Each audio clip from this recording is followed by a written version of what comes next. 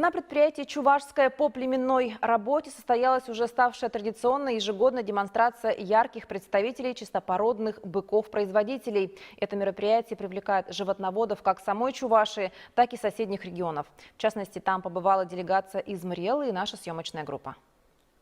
На племпредприятии отличная технологическая база. Получение, фасовка и хранение спермопродукции быков проводится согласно ГОСТам с использованием одноразовых материалов и проходит многоступенчатый контроль качества. Высокая генетика быков дает положительные результаты. Ежегодно надои в республике повышается на 200-300 килограмм средний надои по республике. Поэтому в этом году мы тоже уже в среднем по показателям надоили больше уровня прошлого года. И в этом, конечно, несомненно, заслуга предприятия Чувашского по племенной работе, где используются как раз быки, проверенные по потомству. На племпредприятии содержится 24 быка-производителя. Они завезены сюда еще в юном возрасте. Это потомки лучших представителей пород из племзаводов России и Европы, прошедшие генетическую экспертизу, не имеющие наследственных заболеваний. В основном это представители галштинской породы. Новшеством выводки был показ двух быков айрширской породы. Она отличается от галштинской породы тем, что